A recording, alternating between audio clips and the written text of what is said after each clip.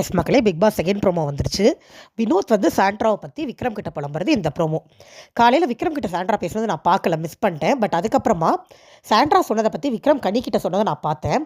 Sandra என்ன சொல்லியிருக்காங்க, திவ்யா கனிக்கு தலைவலியே இல்லை, தலைவலின்னு பொய் சொல்லி என்னையும் பிரச்சனையை வச்சு ஒரு கேம் விளையாண்டுட்டா, அவளுக்கு தலைவலின்னு நினச்சதான் ஒரு டீ கூட கொடுக்க மாட்டேங்கிறேன், இல்லை நான் அவளை அவ்வளோ கத்திட்டோம் அப்படின்னு ஒன்றே. இது விக்ரம்க்கு ட்ரிக் ஆகிடுச்சு. ஏன்னா விக்ரமையும் அன்றைக்கி நைட்டு ஃபுல்லாக சாண்ட்ரா அவ்வளோ திட்டிருப்பாங்க. ஸோ சாண்ட்ரா என்ன ஜஸ்டிஃபை பண்ணிட்டாங்கன்னா, அவள் தலைவலின்னு சொன்னதுனால தான் நான் அவங்கள அவ்வளோ திட்டினேன், ஆனால் அவள் வந்து ஜெயிலில் போய் உட்காந்ததுக்கப்புறமா கனி போலன்னு தான் நான் போல, எனக்கு தலைவலியே இல்லைன்னு சொன்னா அப்படின்னு சொல்கிறாங்க. நான் பார்த்த வரைக்கும் தலைவலி இல்லைன்னு திவ்யா எங்கேயுமே சொல்லலை. கனி போல நம்ம போகலான்னு பேசிக்கிட்டு இருந்தாங்க, அது உண்மை. ஆனால் தலைவலி இல்லைன்னு அவங்க சொன்ன மாதிரி எனக்கு தெரியலை.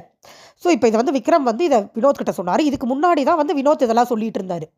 இந்த மாதிரி அவங்க முந்தின நாள் நைட்டு நைட் நேரத்தில் வினோத் கிட்ட சாண்ட்ரா பேசுகிறத வினோத் சொன்னார்.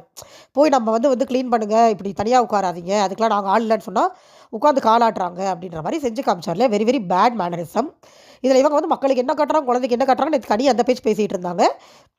இப்போ அவங்க அதை தான் பண்ணுறாங்க. இப்போ விக்ரம் என்ன சொல்கிறாருன்னா, கனிக்கும் அவங்களுக்கு இருக்கிறது ஒரு சின்ன ஈகோ கிளாஷு, ஆனால் திவ்யாவுக்கு இருக்கிறது இப்படி இல்லை, ஒருவேளை அவங்களுக்கு உண்மையிலே தலைவலி இல்லைன்னா அவங்க எனக்கு பண்ணதெல்லாம் தப்பு இல்லை அப்படின்ற மாதிரி விக்ரமுக்கும் ப்ரிக் ஆகிடுச்சு. ஸோ இதை வந்து அவங்க கொண்டாந்து பேசட்டும் வீட்டில் அப்படின்ற மாதிரி காலையில் விக்ரம் சொல்லிட்டு இருந்தார். வினோத்தும் சொல்லிட்டு இருந்தார். ஒரு இது போட்டு பேசுகிறாங்களான்னு தெரியல, நான் கொஞ்சம் வேலை இருந்தது வெளியில் போயிட்டேன். நான் போய் லைவ் பார்த்து வந்து அப்டேட் ஏதாவது இருந்தால் போடுறேன். அவங்க விக்ரம் என்னென்னா சாண்ட்ராவே முழுசாக நம்பலை, அதே நேரம் திவ்யாவே நம்புறதான்னு தெரியல. ஸோ எல்லாரும் ஒரு மாதிரி கன்ஃபியூஷனில் மாட்டிக்கிட்டாங்க. இப்போ எல்லாருக்கும் என்ன பிரச்சனை, இவங்க 2 பேர் பிரச்சனை, இவங்க 2 பேருக்குள்ளே நின்னா பிரச்சனை இல்லை. ஆனால் சாண்ட்ரா வந்து ஓல்ட் ஹவுஸே தனக்கு எதிராக இருக்கிற மாதிரி ஒரு பிம்பத்தை கிரியேட் பண்ணுறாங்க.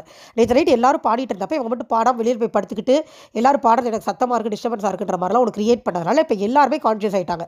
நீ அப்படி எங்களை வச்சு ஒரு கேம் ப்ளே பண்ண முடியாதுங்கிறதுனால தான் எல்லாரும் இப்போ சாண்ட்ரா கிட்ட கேள்வி கேட்குறாங்க. பாப்போம், கேட்டு அடித்தா நல்லாயிருக்கும். சரியான பொய்குள்ளி அவங்க.